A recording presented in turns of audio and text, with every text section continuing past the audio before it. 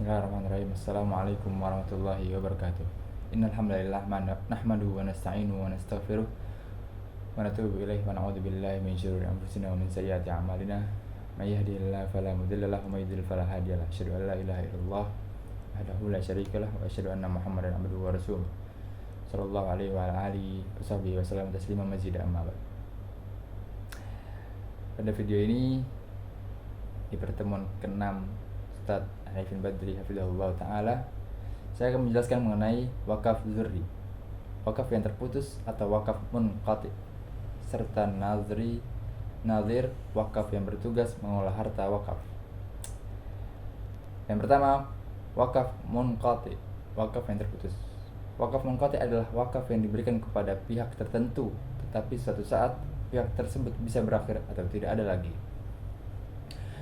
Para ulama berbeda pendapat mengenai hukumnya. Pendapat pertama, menurut ulama Hanafiyah dan Syafi'iyah, wakaf seperti ini tidak sah karena bertentangan dengan tujuan wakaf yang seharusnya berlangsung terus-menerus.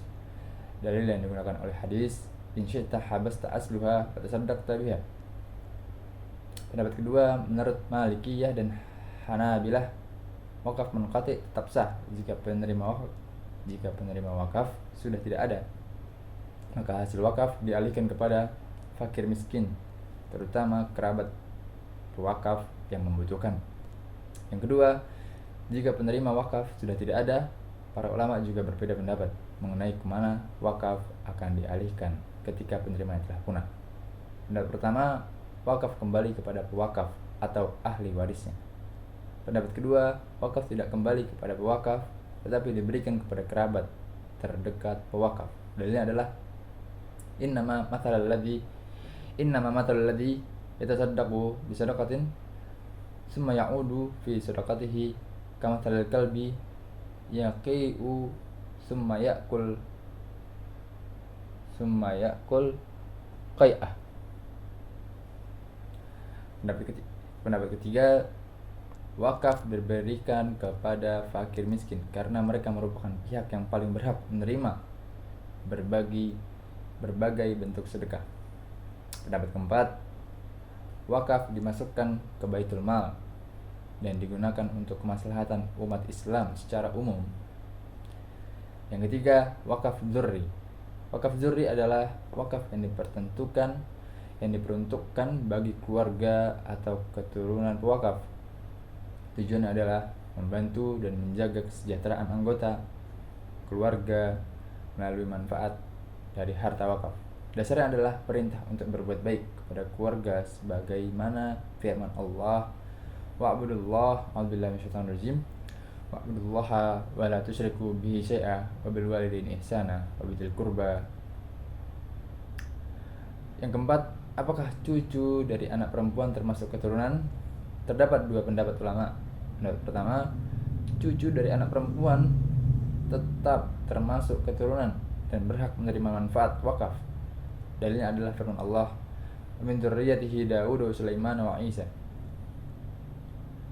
Min dzurriyyatihi Daud wa Sulaiman. Pendapat kedua, sebagian ulama berpendapat bahwa yang dimaksud keturunan dalam wakaf hanya melalui jalur anak laki-laki. Yang kelima, wakaf untuk anak dan keturunannya. Misalnya seseorang berkata, saya wakafkan harta ini untuk anak saya, kemudian untuk anak mereka. Terdapat dua pendapat. Pendapat pertama, setiap anak yang meninggal akan digantikan oleh keturunannya masing-masing. Pendapat kedua, seluruh generasi pertama harus habis terlebih dahulu, baru generasi berikutnya berhak menerima manfaat wakaf. Pendapat ini didasarkan pada pengguna kata tsumma yang menunjukkan urutan atau pergantian. Yang keenam, nazir wakaf. Nazir wakaf adalah orang yang bertugas mengelola, menjaga, memelihara, dan menyalurkan manfaat wakaf sesuai dengan tujuan yang ditetapkan oleh wakaf. Nazir memiliki peran yang sangat penting karena keberlangsungan manfaat wakaf bergantung pada pengelolanya. 7. Siapa yang menjadi nazir? Pertama, ditunjukkan langsung oleh wakaf. Hal ini didasarkan pada kaidah al-muslimun ala syurutihim. Kedua, ditunjukkan oleh hakim atau pemerintah. Jika pewakaf tidak menunjukkan siapapun, maka hakim berhak menentukan nadhir. Ketiga, penerima wakaf apabila penerima wakaf memenuhi syarat dan mampu mengelola wakaf dengan baik. 8. Syarat-syarat nadhir. Seorang nadhir harus memiliki beberapa syarat. 1. Beragama Islam. 2. Sudah baligh. 3. Berakal sehat. 4. Adil. 5. Mampu mengelola harta wakaf. 6. Amanah atau dapat dipercaya. Dalil mengenai amanah adalah firman Allah, Inna khaira man istajartal qawiyul amin. Yang 9, tugas-tugas nadhir. Pertama, menjalankan syarat pewakaf selama tidak bertentangan dengan syariat Islam. Yang kedua, menjaga aset wakaf agar harta wakaf tidak rusak, hilang atau berkurang nilainya. Ketiga, memperbaiki dan merawat aset wakaf sehingga manfaatnya dapat terus dirasakan oleh penerima wakaf. Yang keempat, pengelola dan menyewakan aset wakaf jika diperlukan. Tujuannya agar menghasilkan pendapat yang dapat digunakan sesuai tujuan wakaf.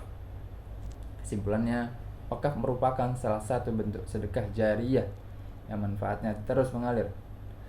Dalam praktiknya terdapat berbagai perbedaan pendapat ulama mengenai wakaf dzurri dan wakaf yang terputus. Agar manfaat wakaf tetap berkelanjutan, diperlukan nadhir yang amanah, kompeten dan mampu mengelola wakaf sesuai syariat Islam. Sekian, billahi taufiq wal hidayah. Wassalamualaikum warahmatullahi wabarakatuh.